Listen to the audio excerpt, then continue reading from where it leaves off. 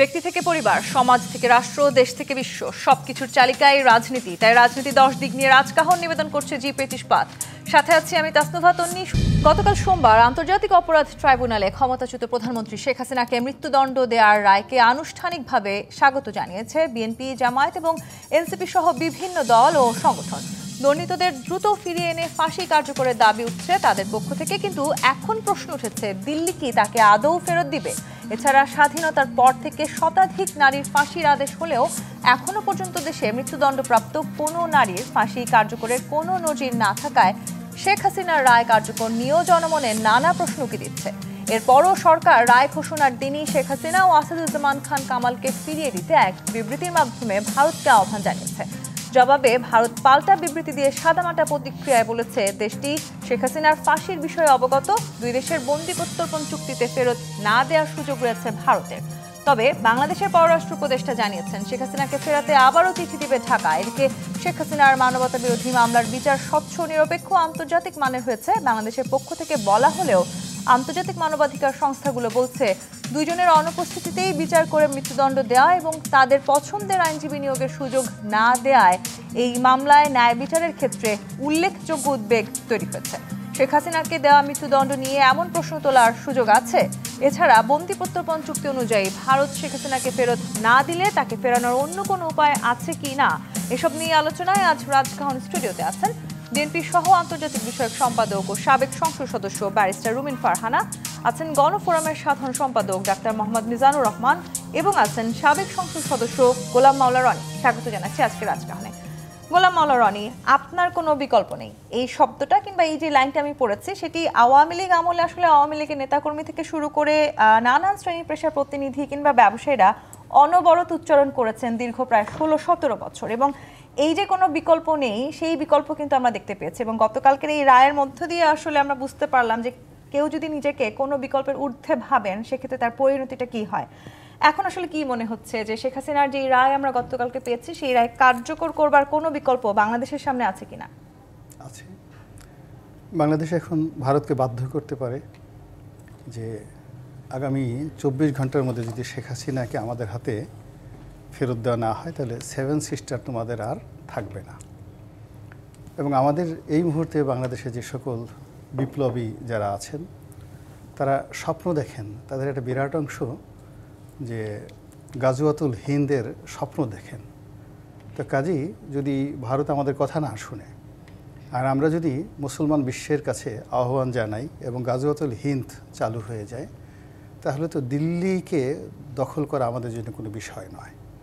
তখন কি করা যাবে? শেখ হাসিনাকে আমরা যেমন আগে ঢাকা শহরে এনে ফাঁসি দিতে পারতাম, তখন দিল্লির লালকেল্লার সামনে এটা ফাঁসি দেওয়া কোনো সমস্যা নয়, হতে পারে এরকম।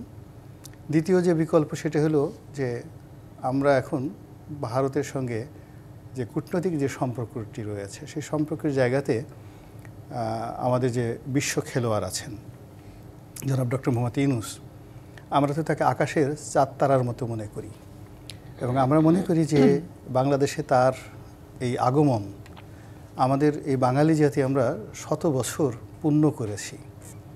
আমাদের ময়মুরব্বীরা সারা জীবন ভালো কাজ করেছেন, এজন্য আমাদের 14 জন্মের ভাগ্যি যে আমরা এরকম একজন প্রধান উপদেষ্টাকে পেয়েছি সরকারের প্রধান হিসেবে, যার কথায় বাকিংহাম প্যালেসের সানাই বাজে, যার কথায় হোয়াইট হাউসের দরজা খুলে যায়, যার কথায় বিশ্বের সমস্ত বাঘা বাঘা রাজনৈতিক নেতৃবৃন্দ তারা ফুটবল মাঠে চলে আসে ফুটবল খেলা দেখার জন্যে।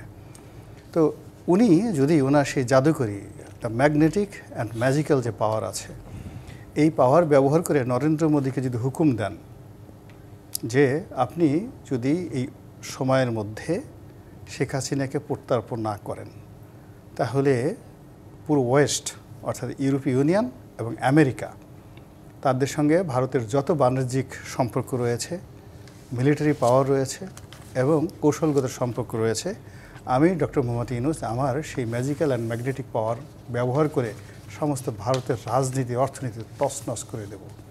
It can be done. কিন্তু সেই সক্ষমতা বা সেই সম্ভাবনা আদৌ বাংলাদেশের কি আছে? আপনি তো এই কথা বলার সঙ্গে সঙ্গে আপনার তো চাকরি থাকার কথা নয়।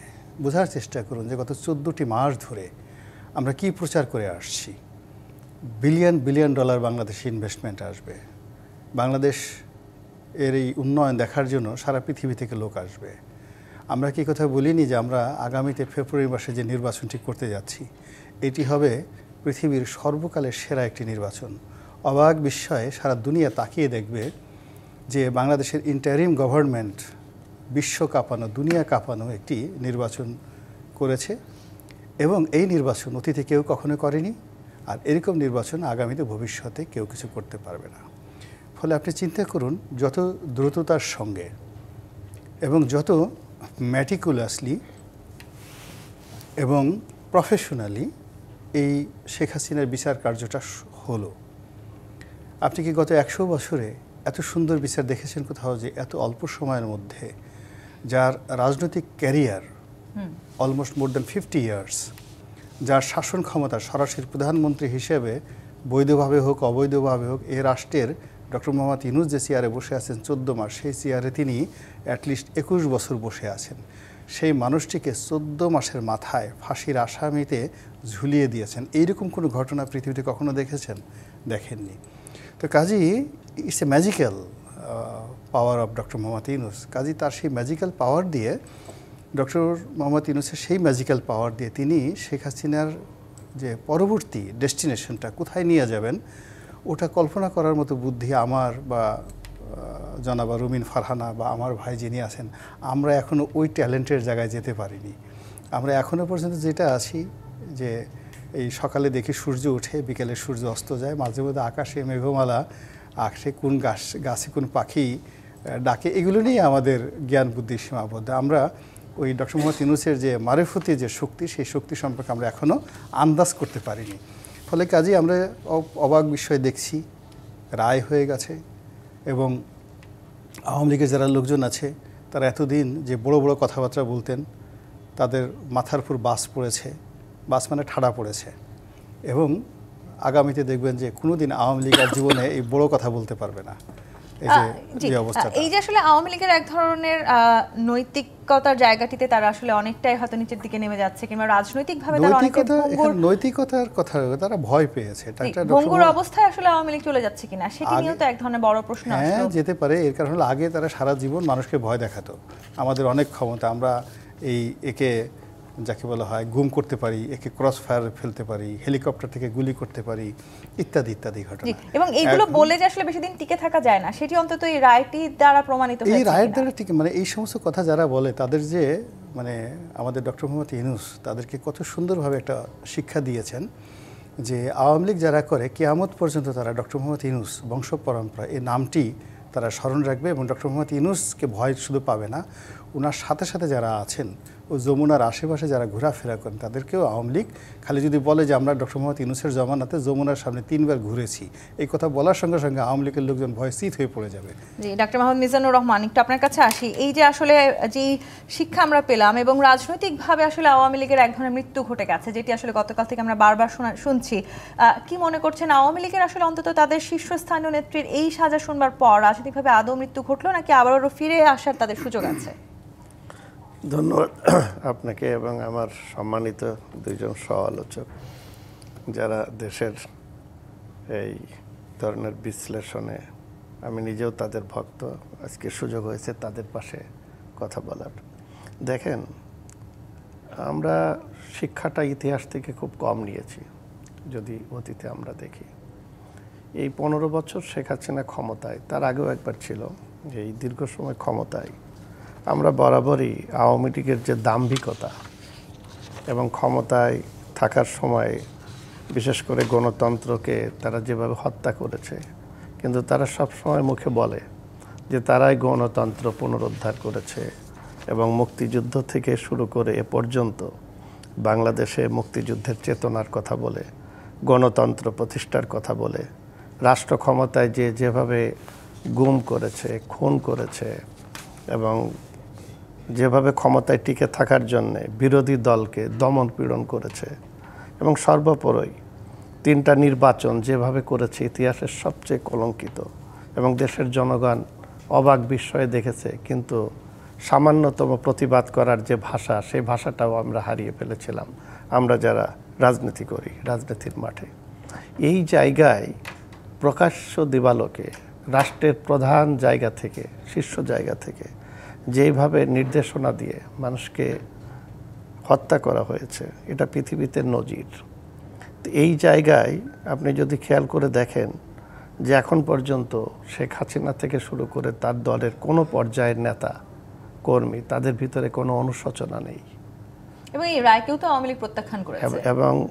এবং এই যে তাদের ভিতরে যেহেতু অনুশোচনা নেই, তারা এই ধরনের বিচারের মুখোমুখি হওয়ার সাহস তো তাদের নাই। দেখুন 90-এর গণ আন্দোলন যখন হয়েছিল, এরশাদ কিন্তু সমঝোতা করে রাষ্ট্রে ছিল এবং এরপরে তিনি গ্রেপ্তার হয়েছেন, 5টা সিটে তিনি নির্বাচিত হয়েছেন, আইনের সাথে মোকাবেলা করেছে। শেখ হাসিনার সেই সুযোগ ছিল, কিন্তু আমরা শুনেছি যে শেখ হাসিনা থাকতে চেয়েছে, কিন্তু তাকে কেউ চলে যেতে বাধ্য করেছে কিংবা তাকে সাহায্য করেছে, সহযোগিতা করেছে। এই যে একটা অবস্থার মধ্য দিয়ে একটি অন্তর্বর্তীকালীন সরকার ক্ষমতায় আসলো, যেটা আমার গোলাম মাওলা রনি ভাই বলেছেন যথার্থ। আমরা কিন্তু একটা পরিবর্তন চেয়েছিলাম অভ্যুত্থানের মধ্য দিয়ে। আমরা মুক্তিযুদ্ধের পরে কিন্তু আমাদের যে আকাঙ্ক্ষা ছিল সেটা আমরা পাইনি, যে কারণে 90-এ গণ অভ্যুত্থান সংগঠিত হয়েছে, সেই সময় কিন্তু আমরা পেলাম না। জুলাই অভ্যুত্থান হয়েছিল কিসের উপর ভিত্তি করে? যে বৈষম্যহীন একটি গণতান্ত্রিক মানবিক বাংলাদেশ চাই, যেখানে সাম্য থাকবে। কিন্তু এই অভ্যুত্থানের পরে যারা রাষ্ট্র ক্ষমতায় আসলো, আমরা সকল ক্রিয়াশীল রাজনৈতিক দলগুলো কিন্তু একজনকে সাপোর্ট করেছি, অন্যদেরকে না। অন্তর্বর্তীকালীন সরকার প্রধান ডক্টর মোহাম্মদ ইউনূসকে, তিনি তার পছন্দের মতো ব্যক্তিদেরকে বিভিন্ন দপ্তরে বসালেন এবং সীমাহীনভাবে তারা চালাচ্ছেন, আমরা নীরব হয়ে দেখছি। আজকে সেই জায়গায় যদি আপনি দেখেন, তাদেরকে বিচারের আওতায় আনা হয়েছে এবং সেই বিচারকে তারা চ্যালেঞ্জ করতে পারে নাই, কিন্তু রাষ্ট্রের দায়িত্ব ছিল এই বিচারটাকে আরও মানুষের কাছে প্রশ্নবিদ্ধের জায়গা থেকে আরও একটু ভালো জায়গায় নিয়ে যাওয়া। যেমন আমরা বলি যে আমরা অবশ্যই চাই যে ঘটনাগুলো ঘটিয়েছে এই 15 বছর ধরে, এর দায় কিন্তু শেখ হাসিনা বা বাংলাদেশ আওয়ামী লীগ এড়াতে পারে না। কিন্তু তারপরে এই যে বিচার নিয়ে নানান ধরনের কথা হচ্ছে, কিন্তু আমার একটা জিনিস, আমি নিজে একজন সাধারণ একটা নাগরিক হিসাবে মনে করি যে এই বিচারের মধ্যে 2টা জিনিস নিয়ে বারবার প্রশ্ন উত্থাপিত হয়েছে। একজন প্রসিকিউশন, যারা এই যে আমার তো আপু আছেন, উনি তো একজন শীর্ষ আইনবিদদের একজন, তো এইটাকে আমরা এড়াতে পারতাম না? দেশে কি আর কোনো আইনজীবী ছিল না? আমরা কেন এই ধরনের একজন অপরাধী যারা, তাদেরকে কেন প্রশ্নের মুখে দিচ্ছি? এই প্রশ্নটা আমি একটু ব্যাচেলর ফারহান আপনার কাছে আসতে আর চাই। আরেকটার সাথে আমি একটু সম্পর্ক দিই, তাহলে আপু ভালো বলতে পারবে। সেটা হলো রাষ্ট্রপক্ষ বা আদালত একজন আইনজীবীকে দিলেন কেন? রাষ্ট্রে কি আর এমন কোনো আইনজীবী ছিল না যে আইনজীবী রাষ্ট্রের কাছে, জনগণের কাছে গ্রহণযোগ্য কিংবা পরিচিত একজন? ফারহানা, আমরা আসলে রাজনৈতিক সংস্কৃতি প্রতিহিংসার উদাহরণ তো দীর্ঘদিন ধরে দেখেছি এবং রাজনীতিতেও এর উদাহরণ যথেষ্ট আছে। রাজনৈতিক মামলার যে ফাঁক ফোকর আছে সেই কথাও আমরা দীর্ঘদিন ধরে শুনেছি এবং সেখান থেকে আমরা দেখেওছি আসলে সেই নজিরও আছে যে এক ধরনের সাজা হচ্ছে এবং সরকার যখন পরিবর্তন হচ্ছে সেই সাজা আবার পাল্টেও যাচ্ছে। শেখ হাসিনা সর্বশেষ 12 বছর আসলে বিরোধী দলে, বিশেষ করে আমি যদি বিএনপির কথাই বলি, তাদের দলের নেতাকর্মীদের যেভাবে আসলে জেলখানা এবং আদালতকে ঠিকানা বানিয়ে রেখেছিলেন, সেই পরিবর্তনটাও কিন্তু আমরা লক্ষ্য করলাম সরকার পরিবর্তনের পর। শেখ হাসিনার এই রায় আসলে সেটিও পরিবর্তিত হয়ে যেতে পারে কিনা সরকার পরিবর্তন হলে? আপনাকে অসংখ্য ধন্যবাদ। আমি জানি না আপনি আসলে ঠিক কী পরিবর্তনের কথা বলছেন। ধরুন এটা যদি শেখ হাসিনার আমল হতো, শেখ হাসিনার লাস্টের 1.5 মাসের কথা, হ্যাঁ, জুলাই থেকে অগস্ট 5 পর্যন্ত, ওটা আমি বাদই দিলাম। উনি গত 15 বছরে তো গুম, বিচার বহির্ভূত হত্যা, আমাদের নেতাকর্মীদেরকে ধরে নিয়ে গিয়ে পুলিশের হেফাজতে নির্যাতন করা, তাদের নখ তুলে ফেলা, প্লায়ার্স ইউজ করা, ইলেকট্রিক চেয়ারে বসানো, এটা তো হয়েছে এবং এটা সকলেই জানে এটা হয়েছে। তো শেখ হাসিনার সময় কি ওনার বিচার করা গেছে? করা হয়েছে? হয় নাই তো। বরং সেই সময় আমরা দেখেছি দেশনেত্রী বেগম খালেদা জিয়াকে 2 কোটি টাকার একটা মিথ্যা মামলায় কিভাবে এতিমের টাকা মেরে খেয়েছে, কিভাবে কোর্টের আদেশ তার বিপক্ষে নেওয়া হয়েছে, কিভাবে তাকে জামিন রিফিউজ করা হয়েছে, কিভাবে তাকে একটা সলিটারি কনফাইনমেন্ট দেওয়া হয়েছে, এগুলো সবই আমরা দেখেছি। এবং এরপরে যখন সময় পরিবর্তন হয়েছে তখন পুরো পাশাটাই উল্টে গেছে। এখন আমরা দেখতে পাচ্ছি আওয়ামী লীগের নেতাকর্মীরা প্রত্যেকেই মামলার আসামি হচ্ছে এবং যারা হয়তো প্রত্যক্ষভাবে মাঠে নেমে জুলাই আগস্টের অভ্যুত্থানে হয়তো অংশও নেয় না, কিন্তু তারা কোনো না কোনো মামলার আসামি। আবার আমরা এমনও দেখতে পাচ্ছি যে আওয়ামী লীগ হয়তো করে না, কিন্তু আপনার সঙ্গে আমার জমির বিবাদ, সো আপনার নামটা আমার সুযোগ হয়েছে, আমি একজন আইনজীবী, আমি লোকাল থানায় ফোন করে বললাম ওনার নামটা এই মামলায় দিয়ে দেয়া হোক, এবং এটা করে আপনার উপরে একটা আমার যে রাগ ছিল সেটাও আমি ঝাড়লাম, আবার আপনাকে বের করে আনার জন্য আমি হয়তো একটা কাগজও রেডি করলাম যেখানে আপনার সইয়ের বিনিময়ে আবার আমি কিছু টাকাও পেলাম। সো এই যে একটা ব্যবসা আরম্ভ হয়েছে, হ্যাঁ, এটা তো শেখ হাসিনার সময়ও আমরা একরকমভাবে দেখেছি, গত 14 মাস আমরা আরেক রকমভাবে দেখলাম।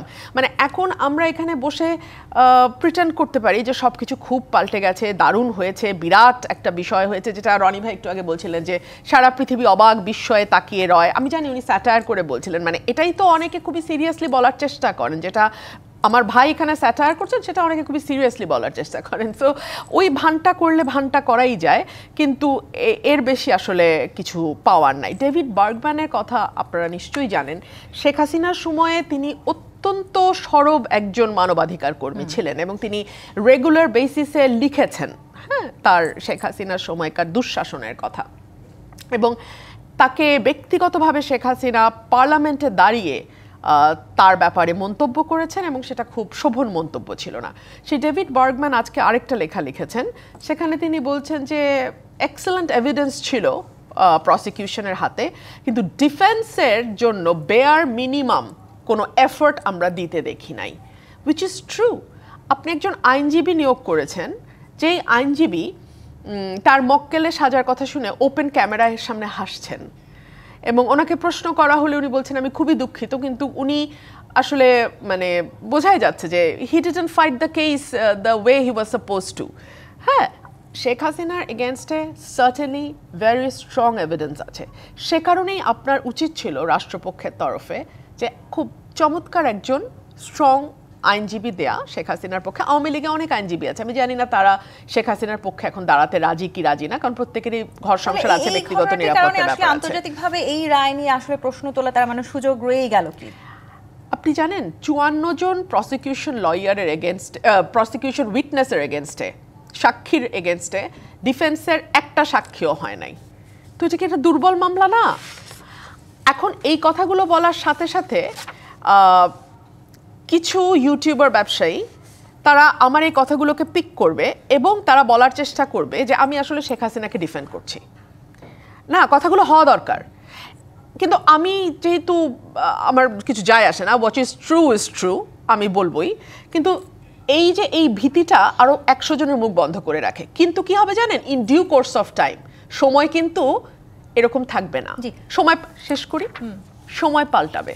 সময় যখন পাল্টাবে তখন এই প্রশ্নগুলাই দ্য বিগেস্ট কোয়েশ্চেন হয়ে সামনে আসবে, সেটাই আমি এখন করে রাখছি। এই যে প্রশ্নগুলো আসলে বারবার তোলার এক ধরনের সুযোগ রয়ে গেল, সেই সুযোগ থেকে আসলে আমরা কেন বারবার বেরিয়ে আসতে পারছি না? নিশ্চয়ই, এবং কেন আসলে আবার যদি তার এই মৃত্যুদণ্ডের রায় নিয়ে প্রশ্ন উঠেছে, ইতিমধ্যে উঠছে, আপনারা নিশ্চয়ই আজকে সারাদিন আন্তর্জাতিক বিভিন্ন গণমাধ্যমে দেখেছেন মৃত্যুদণ্ডের রায় নিয়ে নানানভাবে প্রশ্ন উঠছে। হিউম্যান রাইটস ওয়াচও বলেছে, ভারতীয় মিডিয়ার দিকেও যদি আজকে আমরা তাকাই, তারা নানানভাবে আসলে আওয়ামী লীগপন্থী যে নেতাকর্মীরা ভারতে পালিয়ে আছেন তাদের আজকে নানানভাবে ইন্টারভিউ প্রচার করছেন। সেই জায়গাগুলোতে আমি একটু আসতে চাই। একটা বিরতি সময় হচ্ছে, জিপি ইস্পাত মিত্র রাজখান থেকে বিরতি নিয়ে ফিরছি, সাথেই থাকুন।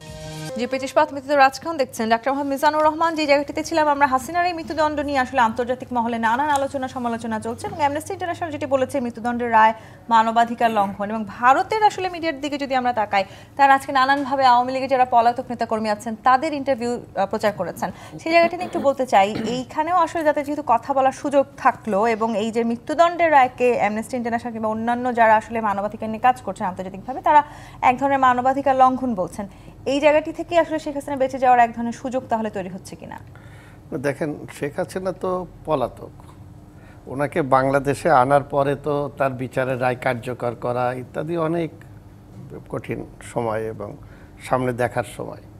এখন জাতিসংঘ সহ আন্তর্জাতিক মানবাধিকার সংগঠনগুলো তারা এই মৃত্যুদণ্ডকে সমর্থন করে না, কিন্তু আমার দেশের আইন কি বলে? আমার দেশের আইন তো মৃত্যুদণ্ডকে সমর্থন করে, এবং মৃত্যুদণ্ড কার্যকর করার জন্য আইনি বিধান রয়ে গেছে। এই জন্য আমাদের দেশের বাস্তবতা এটা দেখতে হবে। তো পৃথিবীতে এই ধরনের ঘটনা খুব বিরল।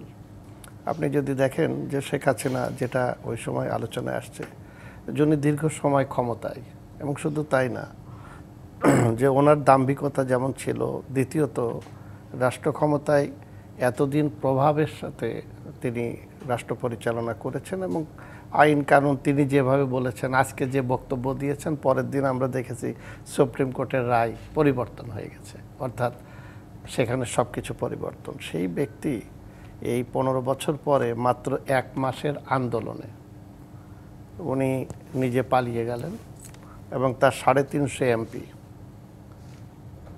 এবং বিশাল মন্ত্রী পরিষদ, সেই সাথে দলের হাজার হাজার নেতাকর্মী 1 ঘন্টার মধ্যে হারিয়ে গেলেন। এবং কিভাবে জানি না রাষ্ট্রের কোন ধরনের সহযোগিতায় এইভাবে বর্ডার ক্রস করে ভারতে এবং বিভিন্ন দেশে আশ্রয় নিয়েছেন। তো সেই জায়গায় আন্তর্জাতিক পরিমণ্ডলে তার মৃত্যুদণ্ড নিয়ে যেমন কথা বলবে, কিন্তু আপনাকে তো এই কথাটা আসতে হবে যে এই 15 বছরে সে যেভাবে নির্বিচারে মানুষকে গুম করেছে, সেই জিনিসটাও তো আন্তর্জাতিক যে সমস্ত মানবাধিকার সংগঠন আছে, জাতিসংঘ আছে, এবং জাতিসংঘ আল জাজিরা তাদের যে সমস্ত রিপোর্ট, সেই রিপোর্টেও তো আসছে যে নিরপরাধ নিরস্ত্র মানুষের উপরে গুলিবর্ষণ করে যেভাবে হত্যাকাণ্ড পরিচালনা করা হয়েছে, ক্ষমতায় টিকে থাকার জন্য বিরোধী দলের উপরে যেভাবে দমন পীড়ন হয়েছে, নির্বাচনের নামে যেভাবে গণতন্ত্র হত্যা করা হয়েছে, এগুলো তো আন্তর্জাতিক মিডিয়া জাতিসংঘে এসেছে, এটাও তো বাস্তবতা।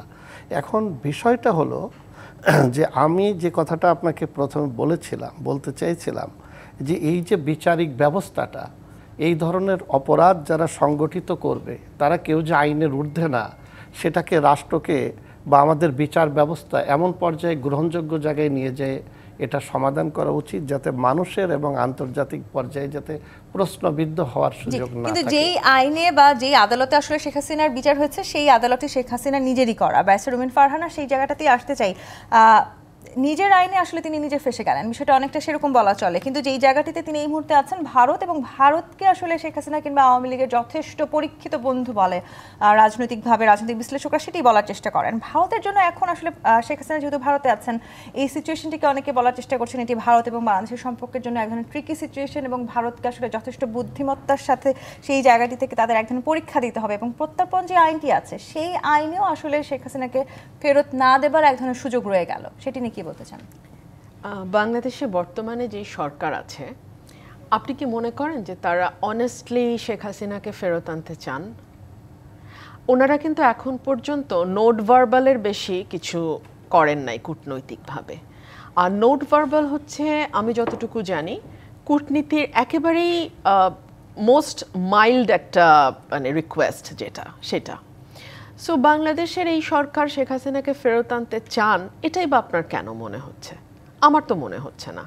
ধরুন এই ডামাডোলের মধ্যে আজকে খলিলুর রহমান সাহেব, বাংলাদেশের 3 বাহিনীর প্রধানেরও উপরে যিনি বসেছেন, নিরাপত্তা উপদেষ্টা, না? হ্যাঁ, নিরাপত্তা উপদেষ্টা, যেই পদ বাংলাদেশে কোনোদিন ছিল না, তিনি এটা মানে তার উপলক্ষে বাংলাদেশে এই পদ তৈরি হয়েছে।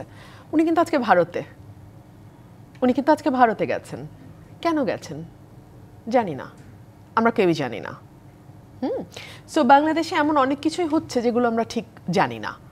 ধরুন কালকে যখন শেখ হাসিনার রায় নিয়ে যাদের মাতিয়ে রাখার প্রয়োজন ছিল তাদেরকে মাতিয়ে রাখা হয়েছে, 32 নম্বরে বুলডোজার নিয়ে যাওয়া হয়েছে, মানে আজাইরা কাজে ব্যস্ত আর কি, যেটাকে বলা হয়। হ্যাঁ, ঠিক এর মধ্যে বাংলাদেশের বন্দর দ্রুত গতিতে ভিন দেশের হাতে দিয়ে দেওয়া হয়েছে, এবং আমরা ঠিক জানি না আগামী 30 বছরের জন্য যে চুক্তিটি করা হলো, এই চুক্তি যদি ফেব্রুয়ারিতে কোনো নতুন সরকার আসে, যদি, তাহলে এর দায়টাও নতুন সরকারকে বহন করতে হবে। এবং 106 অনুযায়ী যেই সরকারটির দায়িত্ব কেবলমাত্র ডে টু ডে অ্যাক্টিভিটিস, যেটাকে বাংলায় বলা হয় দৈনন্দিন কার্যকলাপ পরিচালনা করা, এক্স্যাক্টলি দৈনন্দিন কার্যকলাপে বলা আছে অর্ডারের মধ্যে, তারা বন্দরটি 30 বছরের জন্য বিদেশিদের হাতে দিল। আমরা এখনো ঠিক জানি না যে ফেব্রুয়ারিতে যদি নির্বাচন হয়, তাহলে অধ্যাপক আলী রিয়াজকে কেন নতুন করে উপদেষ্টা পদমর্যাদায় বিশেষ সহকারীর পদটি দেয়া হলো, কেন? এগুলো না আমরা আসলে বুঝি না। একে তো মেয়ে মানুষ, তার উপর বুদ্ধি কম, কিছুই তো বুঝি না। কেন হলো ঠিক বুঝি না। এই সরকারের আসলে নিয়তটা কি বলেন তো? এই সরকারের নিয়ত ডক্টর মোহাম্মদ ইউনূস একদম শুরুতে বলেছেন, নিয়ত খুব কঠিন কিছু না, বলেছেন শেখ হাসিনা ভারতে থাক, তেমন কোনো সমস্যা নাই, জাস্ট মুখটা বন্ধ রাখতে হবে। ভারত 2 পয়সা পাত্তাও দেয় নাই। শেখ হাসিনার মুখ বন্ধ তো দূরের কথা, বলে দিয়েছে সামাজিক যোগাযোগ মাধ্যম আমাদের হাতে নাই, এটা ফ্রি। এখন আবার বিবিসি, রয়টার্স, এএফপি, ভারতের লিডিং নিউজ পেপার্স সবাই তার ইন্টারভিউ ছাপছে। ইভেন বিবিসি বলছে তিনি ভিডিও ইন্টারভিউ দিলেও আসলে খুব একটা অবাক হবার কিছু থাকবে না। তো এই যখন সিনারিও, তখন আপনার কেন মনে হচ্ছে যে সরকার আসলে খুব চাইছে তার মানে নিয়ে তাকে আসতে? ফিরিয়ে নিয়ে আসাটা আসলে এই সরকারের জন্য যথেষ্ট চ্যালেঞ্জিং বলে মনে করছেন আপনি? খুবই একটা উটকো ঝামেলার মতন। ফিরিয়ে এনে করবে কি সরকার? গোলাম আলা না রনি- পারবে নিরাপত্তা দিতে, না পারবে ফাঁসি দিতে, তো এই করবেটা প্রশ্নটাই কি? তো জানতে চাই, এই সরকার আসলে কেন ফিরিয়ে আনতে চায় না? আবার শেখ হাসিনা আদৌ আসলে ভারতে বসে তার পরীক্ষিত বন্ধু যে রাষ্ট্রটি, সেই রাষ্ট্রে বসে মুখ বন্ধ রাখবেন কিনা, সেটাও তো একটি বড় প্রশ্ন। আমরা তো প্রথমে আমি যেটা বললাম যে এই সরকার যে কিভাবে এলো, এটা আমি এখন পর্যন্ত বুঝতে পারিনি টিল নাও। আমরা বিপ্লব হয়েছে, বিপ্লব করেছি, তো সেক্ষেত্রে আসলে যারা আমরা বিপ্লবের মাঠে ছিলাম, তো আমরা তো সরকার গঠন হলে আমাদের থাকার কথা ছিল। তো এখানে আমাদের চেয়ে যে আমি আছি, রুবিন আছে, আমরা যারা আছি, আমরা তো মাঠে এত অ্যাক্টিভ ছিলাম যে এই সরকার কিভাবে গঠিত হলো আমাদের তো জানারও সুযোগ হলো না, এমনকি বঙ্গভবনে দাওয়াতও পাইনি। তো কাজেই যখন আনইউজুয়াল কোনো কিছু ঘটনা ঘটে, তো সেখানে জাদুটোনা বানের ব্যাপার স্যাপার থাকে, কামরূপ কামাক্ষার যে বিভিন্ন তাবিজ কওয়াজ এগুলো থাকে আর কি। এখন উনি জিন চালান দিয়ে হয়েছে, না কামরূপ কামাক্ষার জাদুতে হয়েছে, বানে হয়েছে, নাকি পেন্টাগন হয়েছে, নাকি MI6-এ হয়েছে, ঘোড়ার ডিম, কিছুই বুঝি না। তো উনি কীভাবে আসছেন আমি এগুলো বুঝি না, আর কিভাবে যাবেন তাও বুঝি না। তো ওনার যে কর্মকাণ্ড, সেই কর্মকাণ্ডের মধ্যে যতটুকু দেখেছি, উনি বলেন এলোমেলো কথাবার্তা, অর্থাৎ উনি যখন আমাদের দেশের মানুষ না খেয়ে মরে তখন তিনি বলেন 3টা জিরোর কথা, 3টা শূন্যর কথা। তারপর শেষে আমাদের দেশের মানুষ যখন যখন তাদের চাল দরকার, আটা ময়দা দরকার বা অন্য কোনো কিছু দরকার, তখন বলে যে না, এখন তোমাদের চাকরি ঠাকরি করার দরকার নেই, তোমরা ব্যবসা শুরু করো। আমাদের দেশে ছেলেমেয়েরা যখন একটা সাধারণ BCS-এর চাকরির জন্য পরীক্ষা দিতে চায়, চাকরি পেতে চায় না, পরীক্ষা দিতে চায় না, তখন বলে দরকার নেই, আসো মন্ত্রী হয়ে যাও। সে মানে কি বলবো, একটা জাদুর কাঠি তার হাতে। আমি একটা চাকরির জন্য একটা ইন্টারভিউর সুযোগ চাচ্ছি, যে গিভ মি অ্যান অপরচুনিটি, যে আমি যাতে কোনো বৈষম্য ছাড়া একটা পরীক্ষায় অংশগ্রহণ করতে পারি। সে বলে তোমার এত কষ্ট করার দরকার কি বাবা, আসো সরাসরি মন্ত্রী হয়ে যাও। এরকম অদ্ভুতভাবে আলিয়ার সাহেব সে বিদেশে আছেন, তাকে সেই বেচারা চলে গেছে, তার ইচ্ছা ছিল না, তাকে আবার জোর করে ধরে নিয়ে আসছে, বলে যে না, আপনাকে মন্ত্রী হতেই হবে। তো এইরকম মহৎ একজন মানুষ, যার মহত্বের কারণে মানে নোবেল কমিটি তাকে শান্তি পুরস্কার দিয়েছে। তো কাজে তিনি তো অশান্তি সৃষ্টি করতে পারেন না। এখন সেই শান্তির পুরুষ তিনি শেখ হাসিনার জন্য কি শান্তির বার্তা দিয়ে খলিলুর রহমান সাহেবকে দিল্লি পাঠিয়েছেন, সেটা তো ভাই আমি এখন বলতে পারবো না আর কি। There might be some peace treaty. এই গেল এক। 2 নম্বরে যেটা হলো যে আমরা দেখি যে দুনিয়া যেখানে সবচেয়ে বেশি ভয়ঙ্কর অবস্থা থাকে, মানে আপনি যেখানে বাঘের ভয় সেখানে রাত পোহায়। তো এই মুহূর্তে আপাত দৃষ্টিতে মনে হচ্ছে যে আওয়ামী লীগের সঙ্গে এনসিপির, জামাতের, ডক্টর মোহাম্মদ ইউনূসের খুব দাকুমড়ার সম্পর্ক। আর যদি আপনি সূত্র ধরেন যে ভবিষ্যতে যে এদের মধ্যে ট্রিটি হবে না, বন্ধু হবে না, মিল মহব্বত হবে না, এটা কিন্তু বলা যায় না। সূত্র বলে ওখানে যে আপনি যেখানে আছাড় খাবেন ওখান থেকে আপনার জীবনটা শুরু হবে, যার সাথে আপনার বেশি শত্রুতা ওর সঙ্গে আপনার বন্ধুত্ব হবে।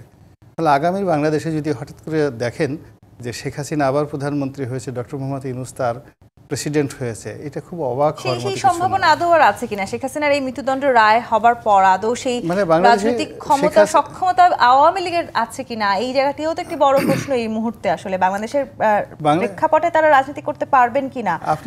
আমি আসবো রনি ভাই, আপনার এই উত্তরটা নিব। একটা বিরতি নিয়ে ফিরতে চাই। যে 25 অর্থনীতি রাজকাহন থেকে বিরতি নিয়ে ফিরছি, সাথেই থাকুন। ডক্টর মোহাম্মদ মিজানুর রহমান, শেখ হাসিনার মৃত্যুদণ্ড নিয়ে যেমন প্রশ্ন তোলার সুযোগ আছে কিনা সেটিও একটি বড় প্রশ্ন, এবং বাংলাদেশের প্রেক্ষাপটে তার এই মৃত্যুদণ্ড কার্যকর করা কতখানি জরুরি বলে আপনি মনে করেন? সেটি আসলে বাংলাদেশের রাজনীতিতে কি ধরনের বার্তা দিয়ে যাবে? দেখেন, আমি আগেই বলেছি যে আমাদের দেশে সরকার পরিবর্তনের সঙ্গে সঙ্গে আদালতের চিত্রটাও কিন্তু পরিবর্তন হয়ে যায়। আপনি যদি দেখেন যে শেখ হাসিনার সময়ে যাদের ফাঁসি হয়েছিল, মৃত্যুদণ্ড হয়েছিল এবং আরও যে সমস্ত রায় হয়েছিল, উনি চলে যাওয়ার পরে তারা কিন্তু সবাই স্বাধীন মুক্ত এবং সব মামলাও চলে গিয়েছে। এবারে আসলে যেই সরকারি আসুক নির্বাচিত হয়ে, তাদের সময় কি আসলে শেখ হাসিনার এই রায় পরিবর্তন হওয়ার কোনো সুযোগ থাকবে? না, আমি তা বলছি না। তার মানে আমরা ইতিহাস থেকে এগুলো দেখেছি, সরকার পরিবর্তনের সঙ্গে সঙ্গে এটা হয়। গোলাম মাওলা রনি ভাই একটা কথা বলেছেন যে এমন যদি হয় যে ডক্টর ইউনূস এবং শেখ হাসিনার মধ্যে যে দূরত্ব তফাৎ অনেক আগের থেকে ছিল, এটা তো এমনও যদি হয়ে যায় যে তাদের মধ্যে সন্ধি হয়ে গেছে, তার মানে এটাই তো বোঝাতে চেয়েছেন যে সরকার পরিবর্তনের পরে আজকে যিনি শত্রু, পরে তো তিনি বন্ধু হতে পারে নানা কারণে, ক্ষমতার প্রশ্নে। তা আমি মনে করি যে যিনি অপরাধ করেছেন সেই অপরাধের শাস্তি হওয়া দরকার, এবং রাষ্ট্রে আমরা যেটা চাই যে জনগণের ক্ষমতায়ন, গণতন্ত্র, এটা অবশ্যই দরকার। এবং এটা যদি থাকে, এবং আমাদের সংবিধানে যেটা বলা আছে প্রজাতন্ত্রের মালিক জনগণ, কিন্তু আমরা কিন্তু এই যে প্রজাতন্ত্রের মালিক, তিনি মালিকানা প্রতিষ্ঠা করবেন 5 বছর পর পর নির্বাচনের মাধ্যমে তার প্রতিনিধিকে সংসদে পাঠানো, তো সেইটা তো আমাদের দেশে নাই। যে কারণেই আজকে এই ধরনের ক্ষমতা যার কাছে চলে যায় সেই ক্ষমতার অপব্যবহার করা বা এক্সারসাইজ করার সুযোগ পায়, এবং সেটা আসলে এক ধরনের রিপিটেড হয়ে যাচ্ছে বাংলাদেশের ক্ষেত্রে। সেই জন্য আমরা মনে করি যে এই যে রায় কার্যকর হবে কি হবে না সেটা সময় বলে দেবে। কিন্তু আসলে এই রায়টি বা শেখ হাসিনার মৃত্যুদণ্ডের এই রায়, সেটাকে আসলে আমরা ঐতিহাসিক রায় বলছি, এবং বাংলাদেশের ইতিহাসেও এটি প্রথম কোনো সরকার প্রধানের বিপক্ষে এই ধরনের রায় আসলো। গোলাম মাওলা রনি, এই রায় আসলে ন্যায় বিচার নিশ্চিত করেছে কিনা সেটি যদি বাংলাদেশের কোনো মানুষকে জিজ্ঞেস করি, তারা হয়তো এক শব্দে হ্যাঁ বলবে, কিন্তু আন্তর্জাতিক মানদণ্ডেও আসলে সেটি নিয়ে একটি প্রশ্ন আছে। এবং এই রায় যদি কার্যকর না হয়, শেষ পর্যন্ত এই রায়টি কোনো প্রতীকী বিষয়ে পরিণত হতে পারে, এমন কোনো সম্ভাবনা থাকলো কি? প্রথমত হলো এই রায়টি মানুষের মনোজগতে একটা নেতিবাচক প্রতিক্রিয়া তৈরি করবে, বিশেষ করে আওয়ামী লীগের যারা লোকজন, তারা এই ধরনের একটা ঘটনা ঘটতে পারে এটা কখনো স্বপ্ন কল্পনা করেনি। 2 নম্বর হলো যে আমরা যারা সাধারণ মানুষ, স্টিল বাংলাদেশের লোকজন কিন্তু আইনকে খুব ভয় করে, সমীহ করে। এমনকি থানায় যদি একটা জিডি এন্ট্রি করা হয়, এই যে আমরা 3 জন লোক আছে, আমাদেরকে যদি কেউ একটা টেলিফোন করে বলে যে আপনার বিরুদ্ধে থানায় অমুক একটা জিডি এন্ট্রি করেছে, আমরা কিন্তু সঙ্গত কারণে ভয় পেয়ে যাব। তো সেক্ষেত্রে বাংলাদেশের একটি সর্বোচ্চ অ্যাপেক্স কোর্ট, এটা হাইকোর্টের একটি বেঞ্চের মর্যাদা সম্পন্ন, তো সেই অ্যাপেক্স কোর্ট থেকে মৃত্যুদণ্ড ঘোষণা করা হয়েছে। এটা চারটিখানি কথায় নয়, এটি শেখ হাসিনা তার পরিবারের জন্যে একটা বিরাট মনস্তাত্ত্বিক, ওনারা যতদিনই থাকবেন একটা বার্ডেন হয়ে থাকবে, এতে কোনো সন্দেহ নেই। ভবিষ্যতে কি হবে বা না হবে, কিন্তু যদি শেখ হাসিনা 100 বছরে জীবিত থাকে, এবং যেটা আমি এর আগে বললাম, নিয়তিতে অনেক কিছু ঘটে।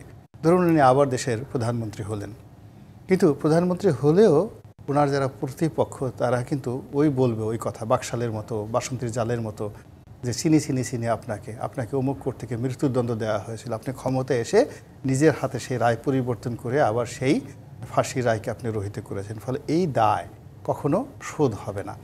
তো সেই দিক থেকে আরেকটা যেটা এর আগে আমরা যেটা বললাম, আসলে একটা সময় কি জানেন, ডক্টর মোহাম্মদ ইউনূসের সঙ্গে কিন্তু শেখ হাসিনার খুব ভালো একটা সম্পর্ক ছিল। 1996 থেকে 2001 পর্যন্ত they had the best relationship. এবং ডক্টর মোহাম্মদ ইউনূস আমার নিজে উনি আমাকে বলেছেন যে আমি যে আজকে ডক্টর মোহাম্মদ ইউনূস এই পর্যায়ে এসেছি, তার পিছনে শেখ হাসিনার অবদান আছে, উনি আমাকে নিজে বলেছেন। তারপর উনি আমাকে বলেছেন যে আমার ব্যাংকটা তো বন্ধ হয়ে যেত, শেখ হাসিনার জমানাতে শেখ হাসিনা 800 করোড় টাকা বিনা সুদে আমাকে এই গ্রামীণ ব্যাংকে দিয়েছেন, আদারওয়াইজ ব্যাংক দেউলিয়া হয়ে যেত। তো কাজেই উনি শেখ হাসিনার সাথে একটা অ্যাপয়েন্টমেন্ট চাচ্ছিলেন, তো আমাকে বলছিল রনি তুমি একটু দেখো শেখ হাসিনার সাথে কথা বলো। এবং আমি আসলে সরাসরি শেখ হাসিনার সাথে কথা বলেছিলাম, খুব ঝুঁকি নিয়ে কথা বলেছিলাম যে আপা এরকম একটা করা যায় কিনা। সেই সম্পর্কটাকে আমরা আজকে পর্যায়ে পর্যন্ত দেখলাম কোথায় না, এখন মূল ব্যাপার হলো যে পুরনো যে কোনো সম্পর্ক, একটা সময় ধরুন রুমিনের সঙ্গে আমার খুব ভালো সম্পর্ক ছিল, কোনো কারণে সম্পর্কটা নষ্ট হয়ে গেল, আবার সেই সম্পর্কটা গড়ে উঠতে পারে। সেই সম্ভাবনা থাকলে কি মনে করছেন যে তাহলে আসলে এই মৃত্যুদণ্ড কার্যকর হবে কিনা? ব্যাসেরুমিন ফারহান, একটু আপনার কাছে আসি। যেই শঙ্কার কথা গোলাম মাওলা রনি বলছেন, সেই সম্পর্ক অর্থাৎ বাংলাদেশের অভ্যন্তরীণ মরতে হবে, যদি এরকম একটা ঘটনা ঘটে, কচু গাছের সাথে গলায় দড়ি দিয়ে বিএনপিকে মরতে হবে যদি এরকম ঘটনা ঘটে। আর তাহলে কি আসলে বিএনপি সেই সম্ভাবনা বিএনপির সামনে থাকছে কিনা, এবং সামনে নির্বাচিত সরকারের জন্য আসলে এটি একটি বড় দায়? এবং আরেকটার সাথে আপনার কাছে একটু আমি জানতে চাই, ভারতের জন্য আসলে শেখ হাসিনাকে ফেরত দেওয়া এখন কতখানি জরুরি? তারা তাকে যেভাবে আশ্রয় এবং নিরাপত্তা দিচ্ছেন, তাতে করে আসলে আমরা কিসের আভাস পাচ্ছি? না দেখুন, ভারতকে শেখ হাসিনা যেটা দিয়েছেন সেটা ভারত চিরকাল মনে রাখবে, এটা শেখ হাসিনার কথা। এবং গত 17 বছর বাংলাদেশে কোনো রকম কোনো নির্বাচন হয় নাই, ভারত কিন্তু সেটা নিয়ে কখনো ইনক্লুসিভ ইলেকশনের ব্যাপারে টু শব্দটিও করে নাই। অর্থাৎ ভারতের যেটা চাওয়া ছিল নিরাপত্তা, সিকিউরিটি, সেটা শেখ হাসিনা সর্বোচ্চটা এনশিওর করার চেষ্টা করেছেন। On the top of that ভারতকে যা যা দেওয়া, ট্রানজিট, ট্রান্সশিপমেন্ট থেকে শুরু করে যা যা ভারত চেয়েছে মোটামুটি সব শেখ হাসিনা দিয়েছে। এমনকি বিনিময়ে তিস্তার পানিও শেখ হাসিনাকে ভারতের দিতে হয় নাই।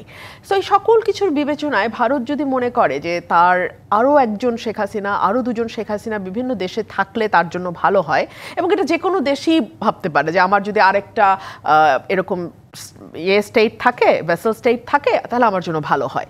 তো এরকম যদি চিন্তা করে ভারত, তাহলে তারা কোনোভাবে শেখ হাসিনাকে ফেরত দেবে না। কারণ আজকে যদি তারা দুর্দিনে, শেখ হাসিনার দুর্দিনে শেখ হাসিনাকে ফেরত দিয়ে দেয়, ভবিষ্যতে আর কেউ শেখ হাসিনার মতন ভারতের পাশে দাঁড়াবে না। কারণ তারা ভাববে যে নিজের দেশের বিরুদ্ধে গিয়ে, নিজের দেশের মানুষের বিরুদ্ধে গিয়ে, নিজের দেশের ইন্টারেস্টের বিরুদ্ধে গিয়ে আমি একটা দেশে অন্য ভিন্ন আরেকটা দেশের ইন্টারেস্ট সার্ভ করলাম, কিন্তু সেই দেশটি আমার কঠিন দুঃসময়ে আমার পাশে দাঁড়ালো না। সো এইরকম একটা চিন্তা তো ভারতের থাকবে। এবং ভারতের আপনি সাংবাদিক বলেন, বুদ্ধিজীবী বলেন, কিংবা যাই বলেন, যতজনের ইন্টারভিউ আমি দেখলাম, একজন দুইজন ভেরি এক্সেপশন বাদ দিলে সকলেই মোটামুটি বলেছে না তিনি তো ভারতের অতিথি। দে ইউজ দ্য ওয়ার্ড অতিথি। অতিথির ব্যাপারে তো ভারতের বক্তব্য হচ্ছে অতিথি নারায়ণ, মানে অতিথি ভগবান। সো ভগবানকে তো কেউ মৃত্যুদণ্ড এক্সিকিউট করাবার জন্য দেশে ফেরত পাঠায় না, তাই না? আর দেখুন, আমি মনে করি শেখ হাসিনার বয়সও হয়েছে, ওনার শারীরিক সক্ষমতারও একটা ব্যাপার আছে। সুতরাং বাংলাদেশে তিনি আর কোনোদিন ফিরে আসবেন কিনা সেটা নিয়েও একটা বড় প্রশ্ন আছে। তার পুত্র যে কথাটি দুদিন আগে রয়টার্সে বলেছেন, সেটার বাংলা, সাদা বাংলার তর্জমা যুগান্তরে ছাপা হয়েছে।